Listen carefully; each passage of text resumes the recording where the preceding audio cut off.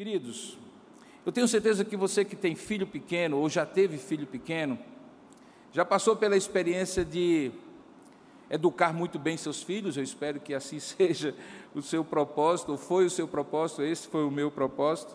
Mas, obviamente, observar que em casa, muitas vezes, há comportamentos inadequados, há coisas que não são muito boas de se ver, rebeldias, inconveniências, muitas vezes malcriações, falta de educação, porque é um processo de educacional contínuo. E aí, surpreendentemente, uma pessoa amiga, uma família da igreja ou um colega de trabalho convida seu filho para passar o final de semana, e você fica com o coração pequenininho, imaginando assim, será que ele vai se comportar bem na casa dos outros? E aí você faz aquela famosa recomendação, prepara a sacolinha, coloca tudo dentro, mas também diz assim, na hora da mesa, seja o último a se servir, faça assim, faça assado, escova os dentes. Isso parece que com o tempo tem todo um checklist que a gente vai passando, e surpreendentemente, talvez essa seja a maior surpresa, quando eles voltam, aí a amiga, a colega de trabalho, a pessoa da igreja disse assim, que menino fino esse que você tem. Gente, que menina educada é essa? E você quase que diz assim, é com meu filho que você está falando? Porque você sabe como é em casa. E aí, às vezes, quando ele volta, parece que toda a educação que você deu e que eventualmente ele não pratica completamente em casa, ele resolve fazer um upgrade assim e faz o melhor na casa dos outros. E é curioso que a gente se surpreende, mas na verdade a gente deveria ficar muito feliz, porque na verdade é exatamente numa hora como essa que eles mostram que o processo de educação de fato aconteceu. E também explica porque muitas vezes em casa a gente está mais relaxado, se sente mais à vontade e acaba não sendo tão rígido das normas, nos cuidados que a gente deve ter. O fato é que se nós pudéssemos tirar uma fotografia ou fazer um pequeno vídeo de como há o comportamento em casa e como há o comportamento fora de casa, a realidade é que muitas vezes essa diferença ficaria muito evidente. O livro de Atos dos Apóstolos, que nós estamos expondo já há algumas semanas na série Edificarei a Minha Igreja, chega hoje ao seu 6º episódio da primeira temporada. Hoje o dia todo foi dedicado ao final do capítulo 2, o dia de Pentecostes, quando não apenas o Espírito Santo foi derramado, Pedro pregou um sermão, como 2 resultados aconteceram. Um primeiro, que nós expomos hoje pela manhã, e que tem a ver com a expansão da igreja.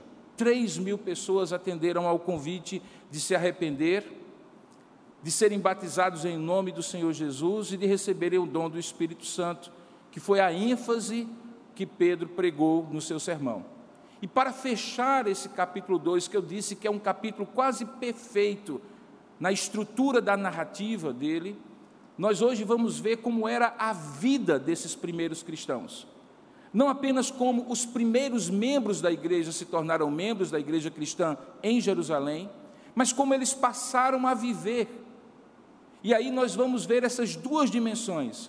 A dimensão da expansão da igreja, que vimos hoje pela manhã, e a dimensão da vida da igreja, que nós vamos ver hoje à noite.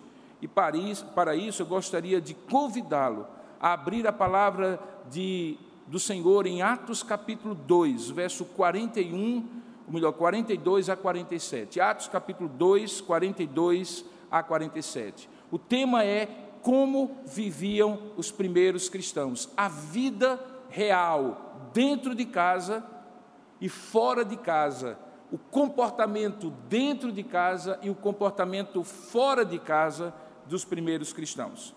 Abra, portanto, você que está aqui, você também que está participando à distância, em Atos capítulo 2, verso 42 a 47. Diz assim a palavra de Deus no texto de Atos, capítulo 42 a 47.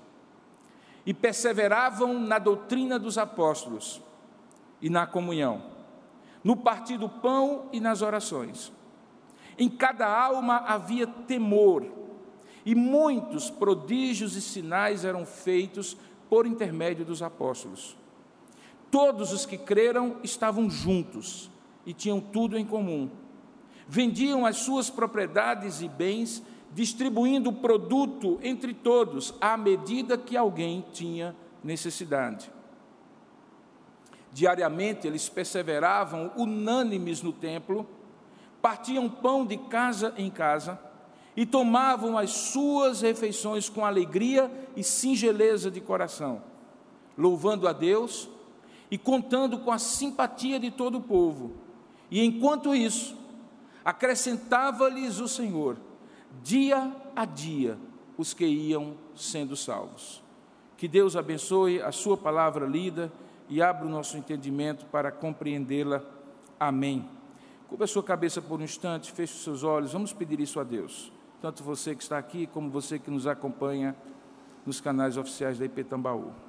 Ó Deus amado, a tua palavra por si só é suficiente para falar ao nosso coração, porque inspirada pelo teu Espírito Santo, tem o poder de ser luz para o nosso caminho e lâmpada para os nossos pés.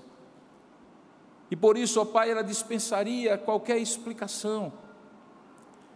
Mas coube-me agora, Pai, essa responsabilidade e grande privilégio de expor com mais detalhes aquilo que lá está escrito e que acabamos de ler. E por isso eu te rogo, tenha misericórdia de mim, dos meus irmãos que estão aqui e de tantos quantos vão ouvir esta palavra que será ministrada, para que não seja a explicação de um homem sobre a tua palavra, Pai, mas seja o teu próprio Espírito que venha abrir o nosso entendimento, abrir a nossa mente, dilatar a nossa compreensão, para que possamos, iluminados pelo teu Espírito, ouvir a tua voz e ver as tuas maravilhas que estão na tua palavra. Fala, portanto, conosco, Senhor, e ministra ao nosso coração, e nós te daremos toda a honra, toda a glória e todo o louvor, pois nós oramos assim, em nome e para a glória de Jesus. Amém. Queridos, esse pequeno texto de Atos, capítulo 2, verso 42 a 47, é o primeiro de 6 fotografias que Lucas faz da igreja que está se expandindo por todo o mundo. Os outros estão no capítulo 6, no capítulo 9, no capítulo 12, 16, 19 e 28. São pequenos intervalos na história que ele está contando, em que ele tira uma fotografia daquele momento de desenvolvimento, de maturidade da igreja cristã. Do ponto de vista narrativo, eles servem como elos que conectam as histórias que estão sendo contadas até então com as histórias que passarão a ser contadas. É como se ele parasse e de fato tirasse uma fotografia e permitisse então que a gente entendesse como a igreja está caminhando no livro de Atos. No texto específico que nós lemos, vários comentaristas entendem de maneiras diferentes como aquilo que Lucas acabou de falar pode ser organizado. Particularmente eu entendo que Lucas está descrevendo coisas que a igreja estava vivenciando como consequência do que Deus tinha feito. Tanto é que a única vez nesse texto todo que nós lemos que é dito algo feito por Deus é no finalzinho, quando diz que enquanto a igreja fazia tudo aquilo que nós acabamos de ler, o Senhor acrescentava-lhes dia a dia os que iam sendo salvos. Portanto, fica claro para mim que o foco de Lucas é descrever como a vida da igreja estava se desenvolvendo, como era a vivência daquela primeira comunidade cristã que nós conhecemos como a igreja em Jerusalém.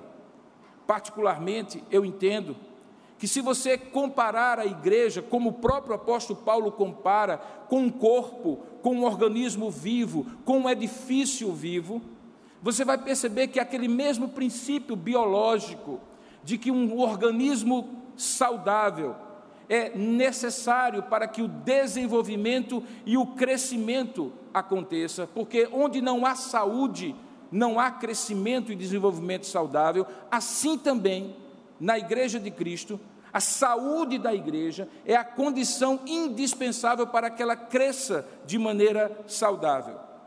Um desses comentaristas, Simon Kistemaker, entende que Lucas descreve aqui a beleza da igreja crescendo e se desenvolvendo. Ele retrata a espontaneidade, a dedicação, a devoção dos cristãos primitivos em relação a Deus e aos cultos de adoração. E nessa última sessão deste capítulo magistral, Lucas descreve, segundo Kistemaker, a igreja em culto formal e culto informal, bem como a sua influência na comunidade. Em outras palavras, como a igreja se comportava em casa e como a igreja se comportava fora de casa. Outros comentaristas entendem que essa seção do texto, que conclui o capítulo 2 de Atos, reconta o caráter da adoração da comunidade cristã primitiva, baseada em 4 práticas principais. Primeiro, devoção ao ensino dos apóstolos, comunhão, refeição comunitária e oração. Eles também destacam que essa seção descreve a vida da igreja quando eles viviam juntos, com uma partilha espiritual e material entre todos. Mas a compreensão de como essas coisas de fato aconteciam, e que não eram apenas programações e eventos tão comuns nos dias de hoje, que dão a falsa impressão de que a igreja está unida e integrada, mas que, na verdade, o foco talvez não seja exatamente na comunhão, mas na atividade que é feita. É importante, para que essa compreensão seja correta, que nós possamos ver essas atividades que são descritas em Atos capítulo 2, 42 a 47, como uma ação divina deste Espírito que foi derramado no dia de Pentecostes. Então agora você consegue entender. Primeiro, Lucas descreve como o Espírito foi derramado. Depois ele descreve o sermão que Pedro teve que pregar para combater a ideia que alguns estavam tendo, que aqueles homens que falavam em idiomas que eles não conheciam, não estavam bêbados às 9 horas da manhã, mas estavam de fato traduzindo a concretização da promessa de Deus de que Ele derramaria o seu Espírito. E logo após o fenômeno e o sermão, 2 eventos ou 2 sessões completam o texto. A primeira que descreve como a igreja cresceu e a segunda como a igreja vivia, com esses 3.000 novos convertidos que naquele dia se tornaram cristãos.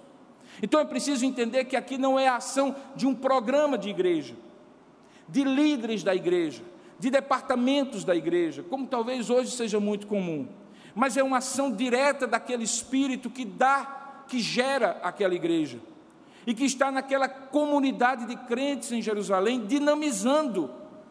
Por isso o tema de hoje é a primeira foto da igreja em Jerusalém, como viviam os primeiros cristãos, e que diferentemente de filhos nossos que vão viver e passar um tempo na casa dos outros e se comportam para que de alguma maneira deem uma boa impressão de casa, ou como são as fotos hoje nas redes sociais, cheia de sorrisos artificiais, maquiagens e roupas muito bem preparadas, mas que não revelam necessariamente o dia a dia da vida da pessoa. Aqui nós encontramos nua e crua como era a vida da igreja em Jerusalém. E nessa foto, como eu estou chamando, podemos observar 2 aspectos. Primeiro, que toda a vida era impulsionada, toda a vida da igreja era impulsionada pela palavra de Deus. Veja como começa o texto, volte seus olhos lá para Atos capítulo 2, verso 42. Diz o texto lá que eles perseveravam na doutrina dos apóstolos.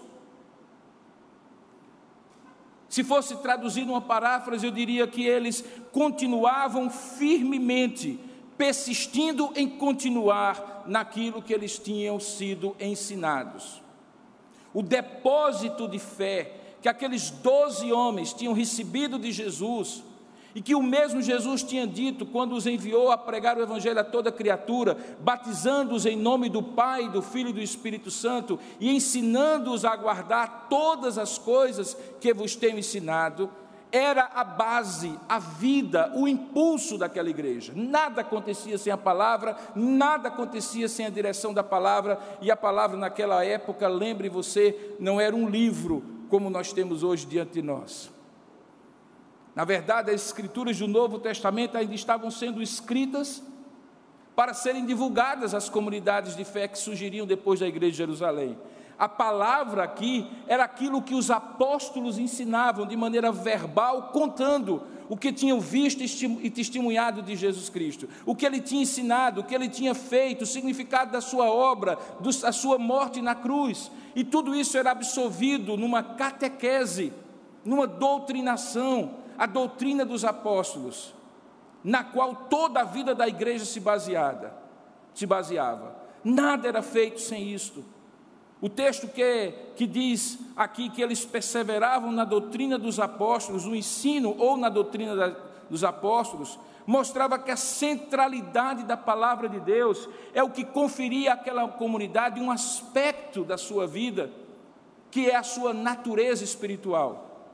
Veja, se eu sou um homem e escrevo um manual de procedimentos para um determinado grupo de pessoas, um regulamento interno, regimentos, estatutos para uma determinada associação de pessoas, o caráter daquilo que eu escrevo é o que vai determinar o caráter da associação, seja ela qual for. Se vai ser uma associação educacional, jurídica, comunitária ou de qualquer natureza. Mas o que nós temos aqui é que aquilo que foi sendo escrito, baseado naquilo que tinha sido ensinado por Jesus aos apóstolos, e os apóstolos repetiam àqueles que eram crentes, não era um livro sobre uma instituição humana, não era o regimento interno de uma igreja com CNPJ como nós temos hoje, mas era um ensino vivo, da palavra viva, que tinha uma aplicação para a vida real e concreta que eles precisavam viver a partir dali. E é justamente essa natureza espiritual que faz a igreja, posteriormente, ser comparada não a organizações, embora ela tenha muita organização, muita disciplina, muita hierarquia desde o início, mas há um organismo vivo. E a grande diferença de uma organização e de um organismo é porque nem toda organização é viva, mas todo organismo precisa ser vivo se quiser ser saudável e multiplicar-se, amadurecer, crescer e desenvolver-se. E assim era a igreja. Ela é comparada por Paulo a um edifício formado por pedras vivas, a um corpo formado por membros que se interdependem, que são gerados, dirigidos por um cabeça que é o Cristo, o próprio Senhor. Ela é comparada e forma assim uma realidade viva, de um organismo vivo, de um Deus vivo que habita no meio dela. E por isso é tão natural que na descrição de Lucas, imediatamente depois de falar desta palavra e também da comunhão, como veremos a seguir, ele dá um toque em qual era a atmosfera que reinava entre eles, qual era a sensação que havia entre eles, o que estava no ar nas relações entre eles, o que estava claro que era o ethos, a cultura daquela organização, que não era uma organização, era um organismo. Veja que no verso seguinte, 43, diz assim, que em cada alma, em cada pessoa, havia temor, havia uma sobrenaturalidade naquela igreja.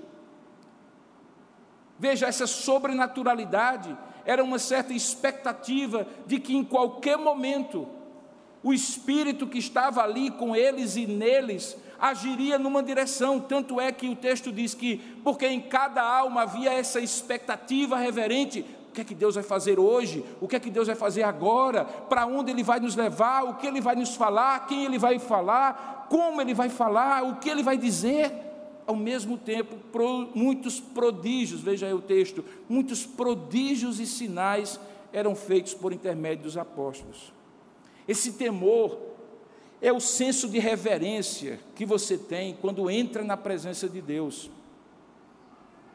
A arquitetura religiosa, principalmente das grandes catedrais, tenta estimular isso pelo aspecto visual. Quando você entra, não num galpão modificado como este, mas numa grande catedral, que o pé direito é altíssimo, que você tem que dobrar assim o corpo para ver até lá no final, quando os vitrais coloridos mostram uma exuberância de cores, quando o número de colunas remete a números simbólicos na Bíblia, 7, 3, 10, 12, 40, quando a forma daquela estrutura remete a uma cruz, e o altar está no meio, exatamente no lugar onde Cristo foi morto no Calvário. Tudo isso é uma tentativa arquitetônica humana, para que quando alguém chegue, como certamente alguns de vocês já chegaram numa dessas catedrais, você fique embasbacado, admirado, não apenas com a beleza arquitetônica, mas com aquela ideia que aquela beleza arquitetônica elicia, estimula, que eu estou diante de alguém que é muito maior do que eu, maior do que esse céu, maior do que esse teto, maior do que essa estrutura. Na igreja primitiva não havia isso. Na verdade, não havia nenhum galpão remodelado como esse, mas havia uma coisa no meio do povo, onde quer que eles estivessem, sozinhos ou em grupos, pequenos ou todo o povo reunido, imagine 3.000 pessoas, no pátio do templo, porque eles eram judeus e por um tempo, como vocês vão ver, eles continuaram frequentando o templo, e de repente, quando eles chegavam em grupo naquele lugar, havia entre eles um temor, mas não é um temor de pavor, é um temor de expectativa reverente. Nós estamos aqui e conhecemos agora uma verdade que os nossos irmãos judeus não conheceram, e nós vimos como 120 homens foram tomados pelo Espírito Santo e falaram em idiomas que ninguém conhecia, ou melhor, que eles não conheciam, mas todos conheciam, e ouviram falar das grandezas de Deus.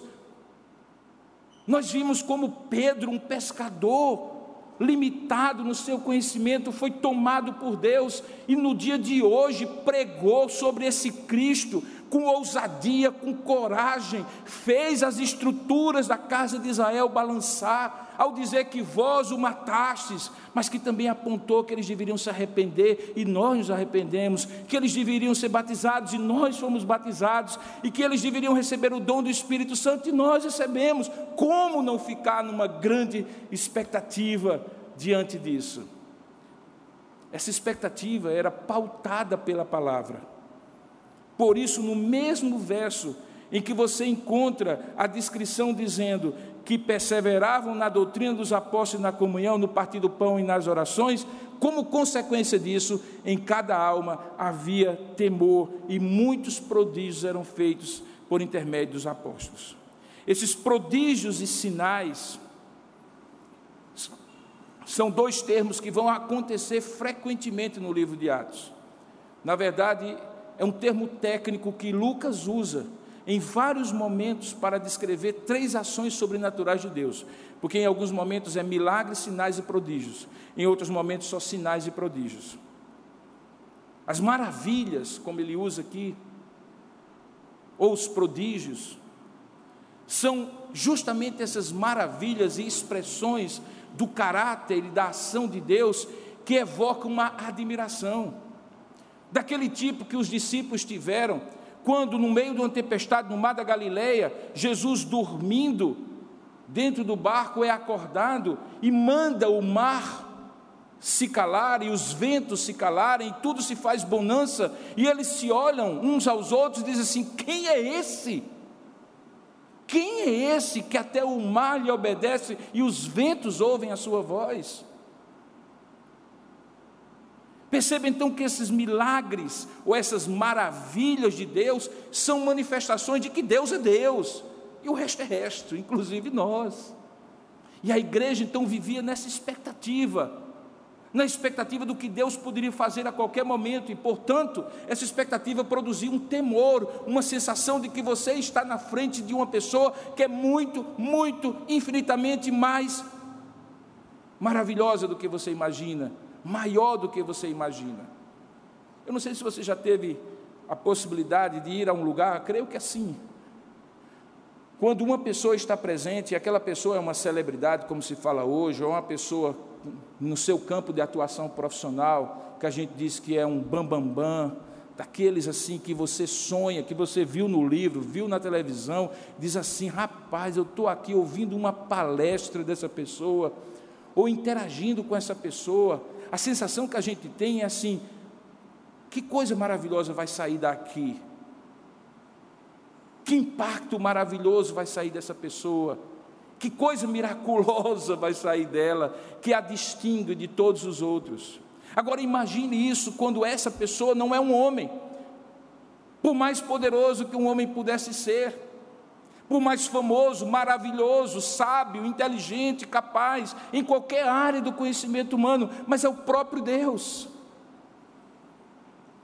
que tinha agido e estava agindo no meio deles, e que de repente você se vê num grupo de pessoas, onde o Espírito de Deus desce como um vento impetuoso, labaredas de fogo aparecem sobre a cabeça das pessoas, e essas pessoas são sobrenaturalmente capazes de falar em línguas que eles não conheciam, de modo que várias nações que estão ao seu redor em Jerusalém ouvem a pregação do Evangelho na língua que eles conheciam.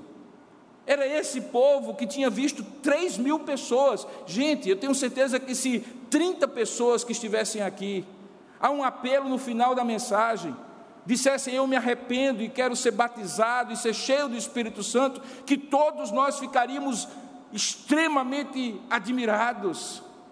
Mas naquele dia foram 3.000 pessoas. Como não estar com a alma cheia de temor?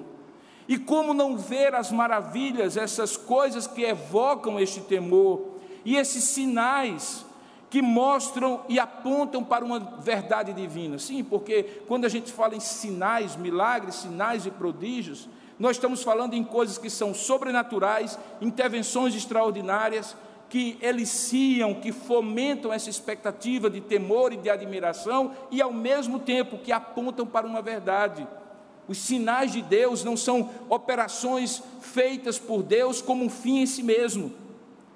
Todas as vezes que Deus vem e intervém e faz maravilhas, sinais e prodígios, aquilo que é feito sinaliza, aponta a uma verdade, a um ensinamento que Ele quer que aprendamos. Por isso que os milagres não são um fim em si mesmo, e ninguém deveria fazer propaganda de milagre, marcar a hora e o local onde Deus faz milagre, porque Deus é Deus. Mas ao mesmo tempo, todas as vezes que estivéssemos reunidos, e por toda a nossa vida, deveríamos estar, assim como essa igreja, na expectativa: como é que Deus vai me surpreender hoje? O que Deus vai fazer hoje? Essa era a atmosfera daquela igreja. Ao mesmo tempo que aquela igreja tinha toda a sua vida impulsionada pela palavra de Deus, veja o segundo caráter, o segundo aspecto dessa ação de Deus. Diz que eles não somente perseveravam na doutrina dos apóstolos, mas também na comunhão, e completa no partir do pão e nas orações. Portanto, era doutrina, ensino, orientação, expectação daquilo que Deus iria fazer de maneira sobrenatural, mas ao mesmo tempo uma vida integrada de comunhão entre todos aqueles que efetivamente criam. Veja que há uma coisa interessante aqui, que em português revela e reflete o que está escrito lá no grego.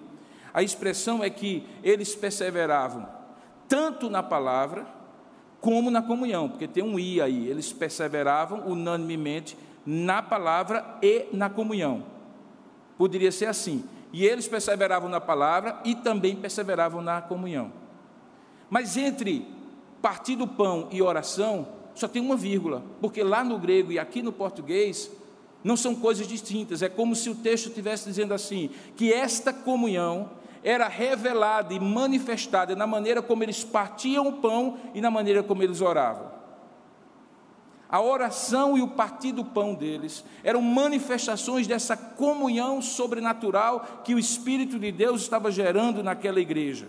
Porque toda a vida espiritual de uma igreja se expressa na comunhão que nós temos com Deus e na comunhão que nós temos uns com os outros. Hoje pela manhã eu falei que as duas grandes expressões da teologia do Novo Testamento são a expressão em Cristo e a expressão uns aos outros. Em Cristo revela que todas as coisas que Deus tem para nós está em Cristo, ou estão em Cristo, foram dadas em Cristo, e é por causa de Cristo e por meio de Cristo. E uns aos outros revela a dimensão horizontal, de que uma vez conhecendo essa verdade, nós precisamos amar uns aos outros, exortar uns aos outros, suportar uns aos outros, consolar uns aos outros. E para isso, não há lugar melhor do que vida em comunhão. Quando ele diz que essa comunhão se expressava no partir do pão, aqui é preciso que a gente conheça um pouco do contexto da história de então. Paulo vai escrever isso lá em 1 Coríntios, quando ele fala sobre a ceia do Senhor. Havia um momento comum naquela época, que era a chamada festa do amor, que era celebrada todo o primeiro dia da semana, o domingo, em homenagem à ressurreição de Jesus. Razão porque o dia santo dos cristãos deixou de ser o sábado para ser o primeiro domingo da semana, distinguindo o cristianismo do judaísmo. Pois bem, naquele primeiro domingo, quando eles comumente se reuniam, a princípio no pátio do templo, ou também na casa de alguém que tivesse um lugar suficiente para agregar um grande número de pessoas, porque naquela época não havia lugares específicos de adoração, não havia igrejas como a gente chama hoje. Ali o que acontecia era uma refeição comunal, talvez aquilo que nós chamaríamos hoje de juntar a panela. Cada um trazia o que tinha preparado para comer ou o que tinha em casa, e colocava-se numa grande mesa, num grande lugar, onde as pessoas tinham liberdade de comer o que traziam e comer também o que outros trouxeram. E nesse partir do pão, num determinado momento, aquela festa do amor, da comunhão que existia entre eles, passava a ser também uma festa de celebração da Eucaristia, da ceia do Senhor. Razão porque, quando Paulo instrui sobre a igreja, sobre a ceia do Senhor em 1 Coríntios, ele diz assim: quem tiver fome, pelo amor de Deus, coma um pouquinho em casa, porque tem gente que está vindo para comer o seu e o dos outros. E quando vocês comerem, esperem uns pelos outros, porque em dado momento, como Jesus fez, o que eu recebi do Senhor, eu também vos digo, que ele partiu o pão e deu a alguns de seus discípulos, e ali a festa do amor se transformava na Eucaristia, na comunhão, na ceia do Senhor, como nós celebramos hoje.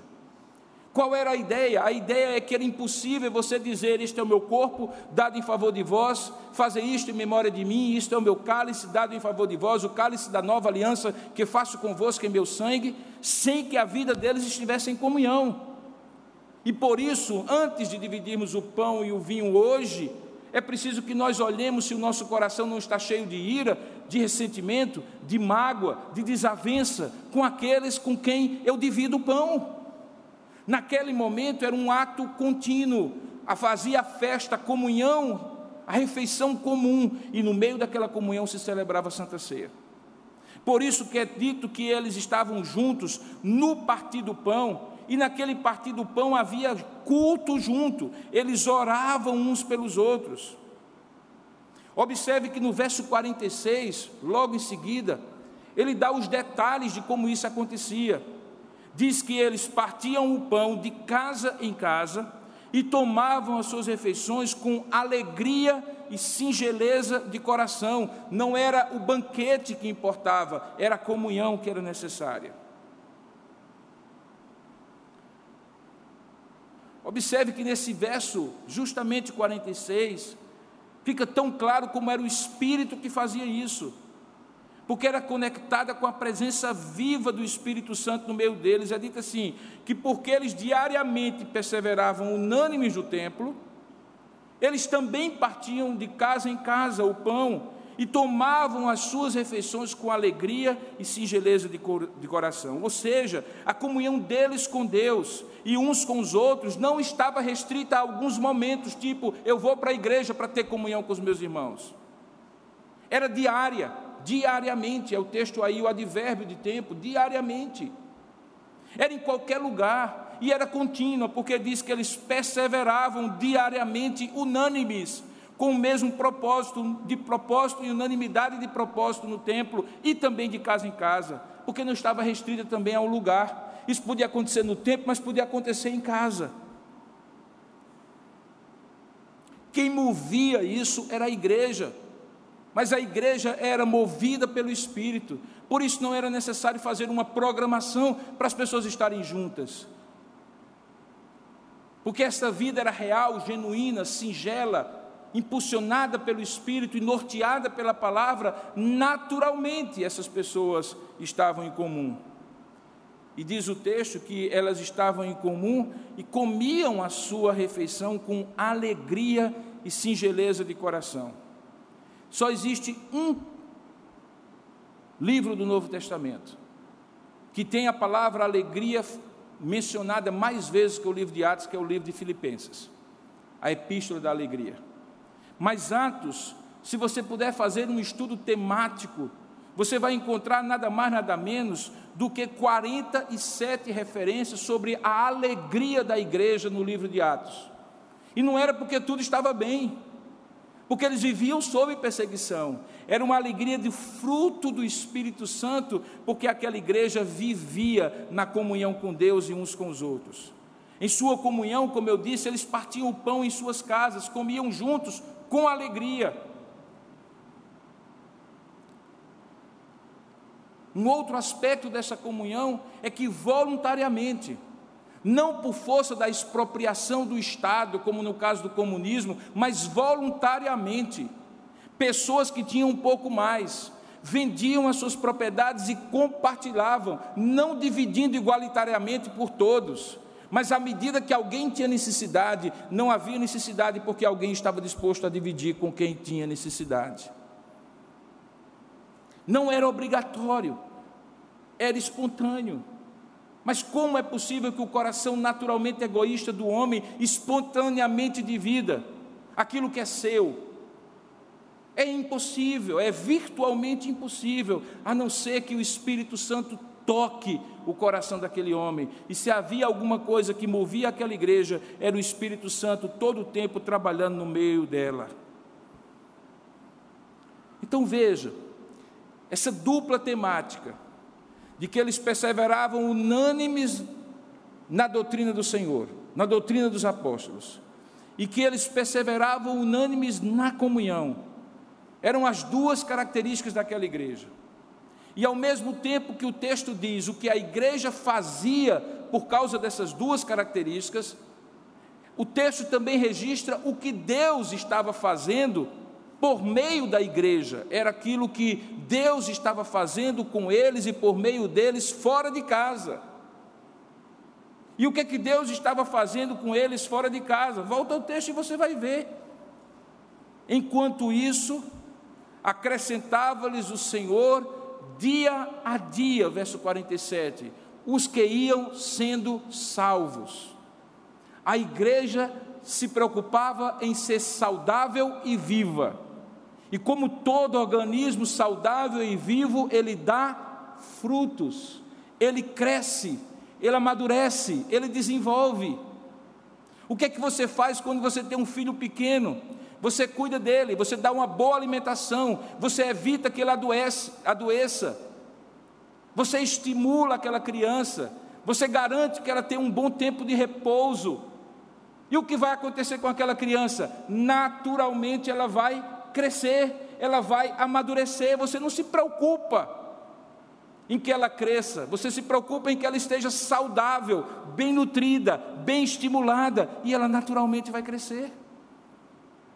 Assim também a igreja se preocupava em manter-se saudável, e naturalmente ela crescia. Perceba que um dos efeitos desse crescimento é que à medida que essa igreja crescia, ela não era antipatizada, ela não era vista como uma igreja chata, como um bando de crente intolerante, como um bando de pessoas que fazia mal à sociedade. Pelo contrário, o texto diz que enquanto eles louvavam a Deus, eles contavam, veja o verso 47, com a simpatia de todo o povo.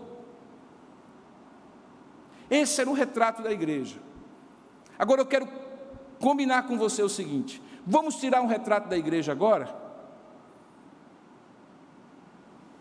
Não necessariamente dessa igreja neste momento, mas da igreja cristã hoje no Brasil. É isso?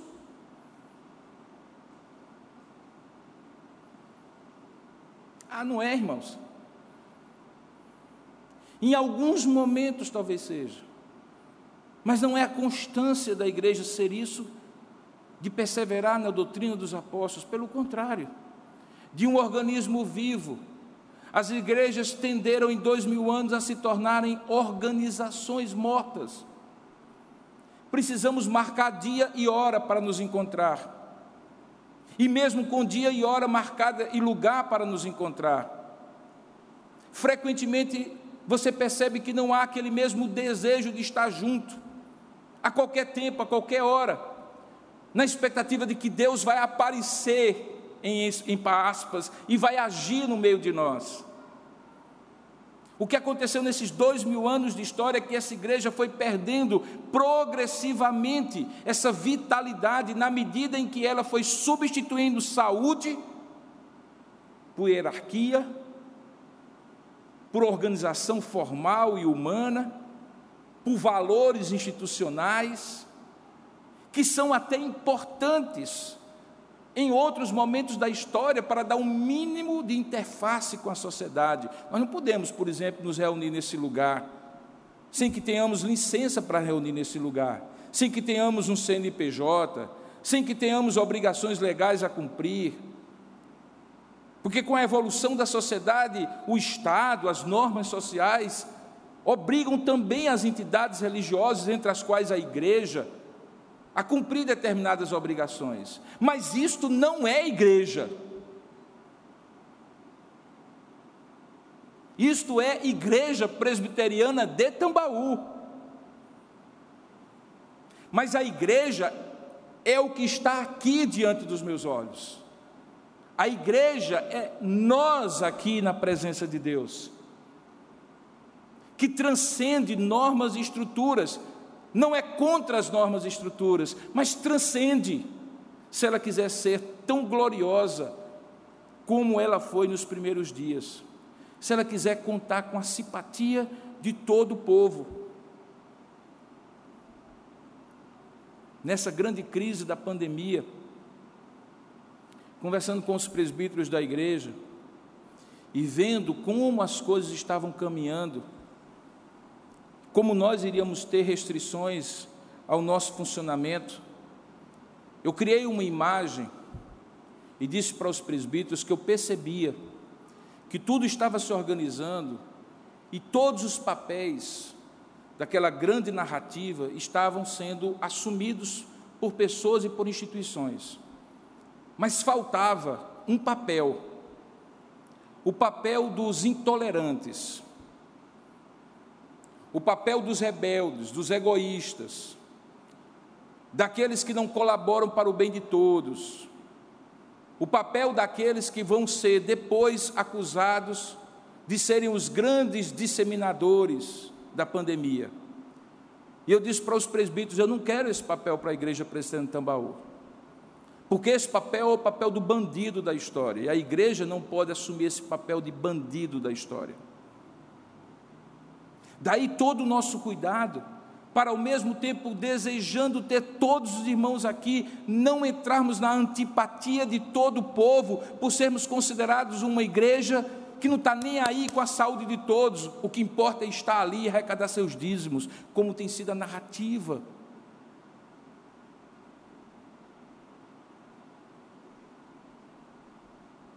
Essa igreja contava com a simpatia de todo o povo, porque tinha uma capacidade de focar no que era essencial, e o que era essencial era permanecer saudável, de casa em casa, viva, permitindo que Deus agisse no meio dela, e sempre que fosse possível, no templo.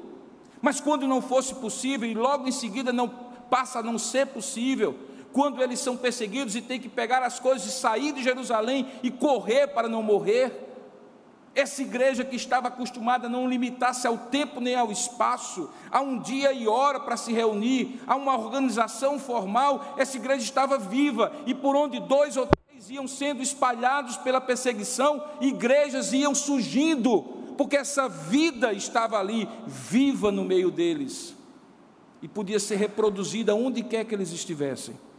Uma das maiores preocupações que eu tenho tido nesses dias é: ok, digamos que a coisa fique assim, o quanto isso vai afetar a sua fé, se você não puder mais frequentar a igreja? O quanto isso vai afetar a sua comunhão com Deus? O quanto isso vai desanimar você de crer? Quantos dentre nós vão abandonar a fé, porque não podem mais frequentar um local no dia e no horário certos? Porque, irmãos, deixa eu lhes dizer, isso é realidade. De cada 4 entre 10 cristãos no mundo hoje, que não tem lugar para se reunir, porque o lugar onde eles moram é proibido o cristão se reunir. que são perseguidos se disserem que são cristãos. Milhões não têm sequer a Bíblia na sua língua e dependem de pessoas que vão nos bastidores, no mercado negro desses países, compartilhando a palavra, e muitos deles têm que dividir pedaços da Escritura. Você tem uma Bíblia com 66 livros, agora imagine sua vida, em que você só tem 2 livros, enquanto o outro tem 2, um tem um pedaço do Sermão da Montanha, o outro tem um pedaço das palavras de Jesus, e você tem que viver a sua fé assim. O quanto, se nós aqui, que estamos aqui, ou você que está aí, tivesse que viver essa realidade, o quanto isso tiraria a vida espiritual da nossa experiência com Deus. Eu tenho para mim, irmãos, que tudo isso que nós estamos vivendo é nada mais, nada menos do que uma preparação para talvez momentos e instantes e situações da história em que nós vamos ser, sim, aí sim, perseguidos de fato e proibidos de viver a nossa fé. E não, talvez muitos de nós não estejam percebendo que esse é um tempo de preparação, para que você não dependa do pastor Robson para interpretar a Bíblia para você, porque talvez amanhã o pastor Robson vai ser levado ao tribunal e morrer por amor a Cristo. E como ficará a sua vida?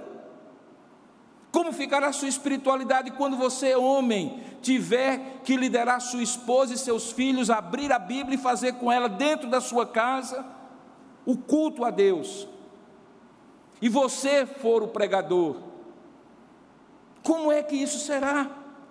Nesses tempos bicudos que nós estamos ainda, irmãos, muito longe, mas muito longe da experiência de cada 4 de 10 cristãos no mundo hoje, em que eles ou viviam desse jeito, ou vivem desse jeito, ou não conseguem viver a experiência cristã.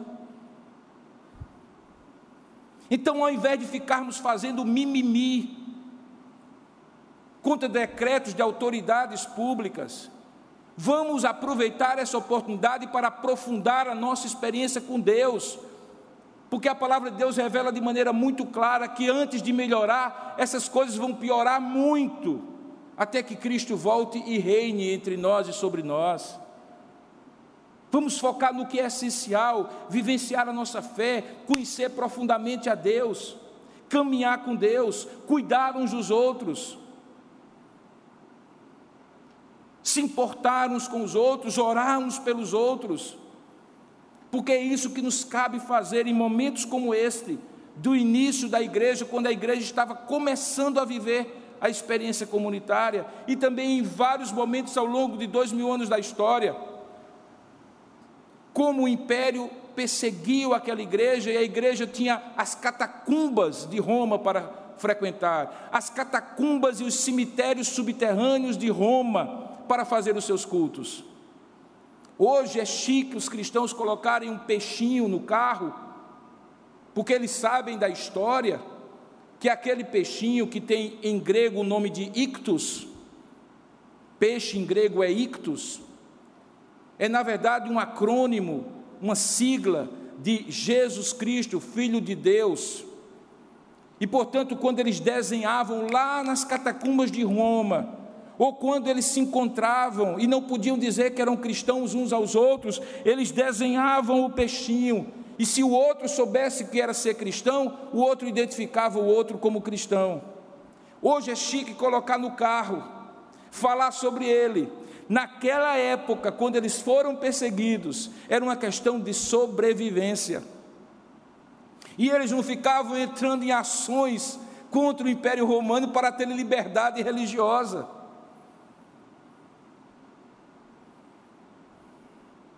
Desde quando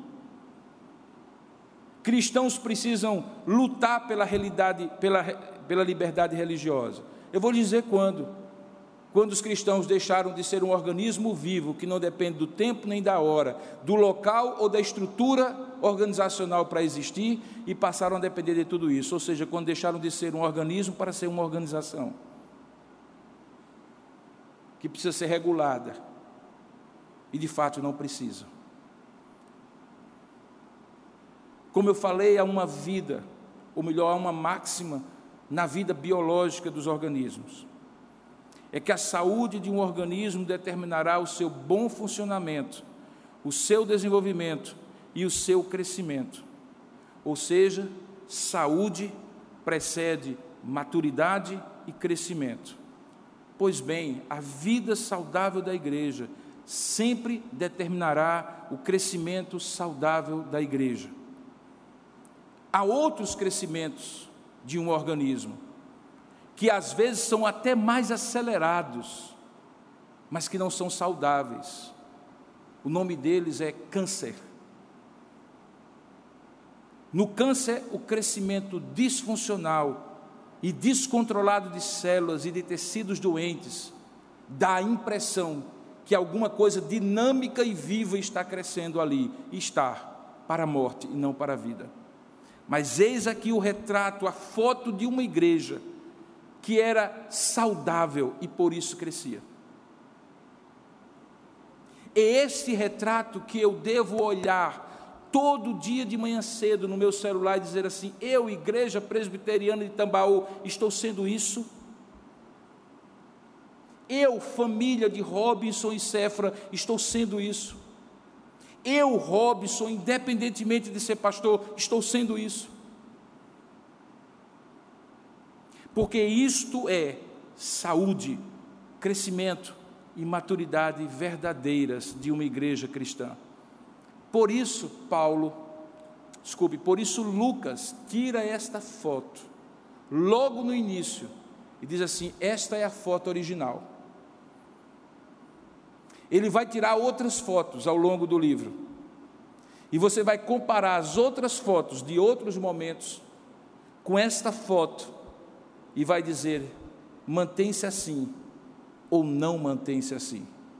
Este é o recurso de Lucas, para mostrar quando havia uma igreja viva e saudável, e quando os problemas de gente da igreja, na igreja, pecadores como todos nós somos, deixavam que o câncer tomasse conta da saúde no organismo da igreja.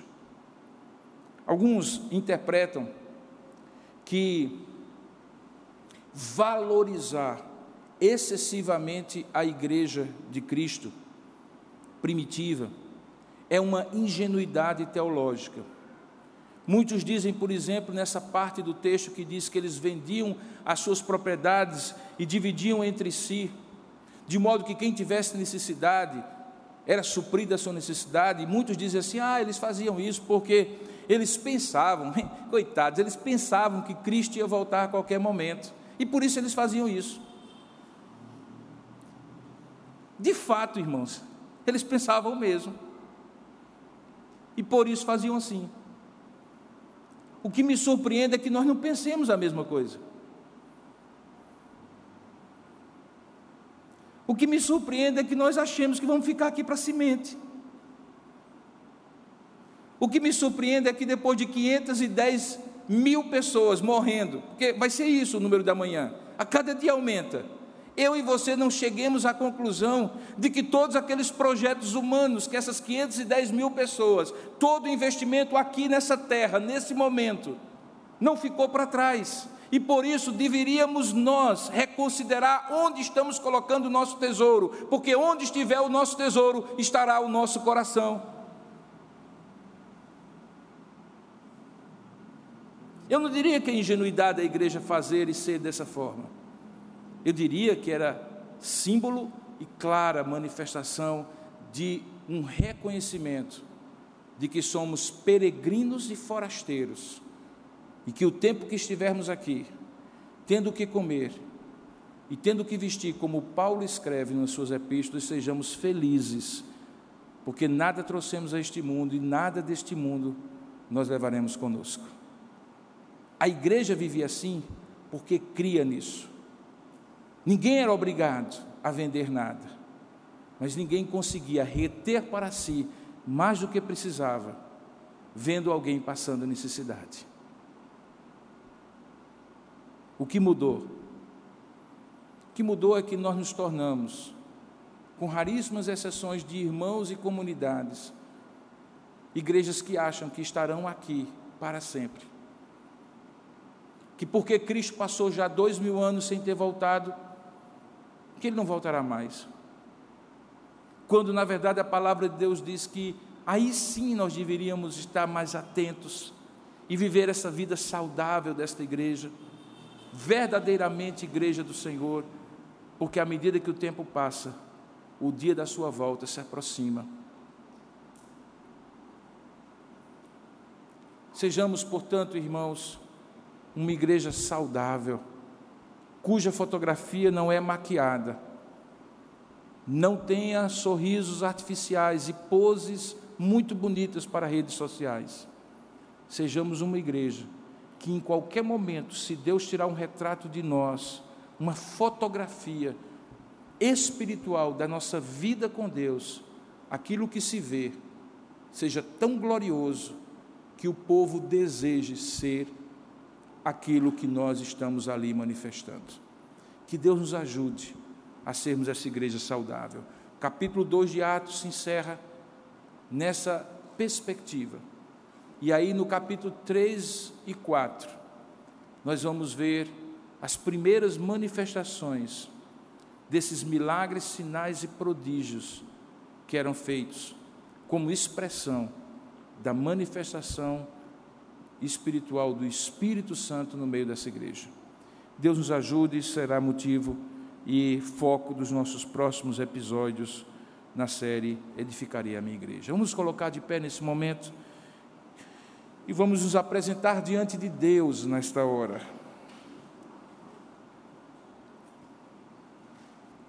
Antes de pregar, nós oramos. Senhor, fala conosco.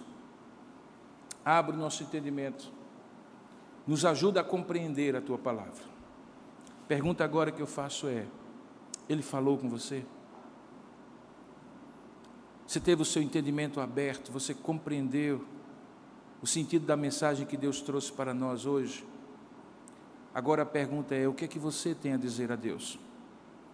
Qual é a sua resposta? Qual é a sua reação? O seu coração se aquece dentro de você, dizendo assim: eu quero viver isso, eu quero ver a minha igreja vivendo isso, eu quero fazer parte disto que está sendo vivido.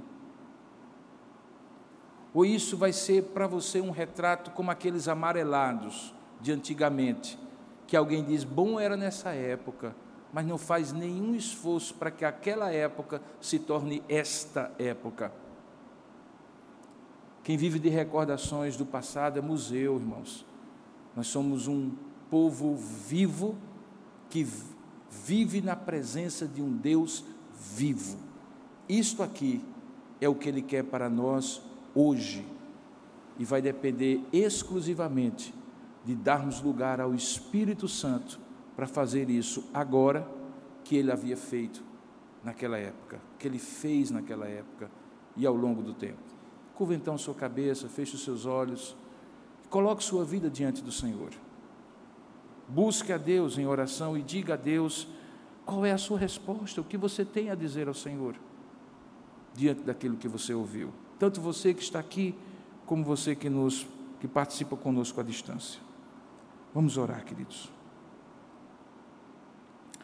Oh Deus amado e querido Pai, nós reconhecemos, Senhor, que a fotografia que seria tirada hoje da Tua igreja, e particularmente desta igreja, seria muito diferente da fotografia que Lucas tirou, inspirado pelo Teu Espírito.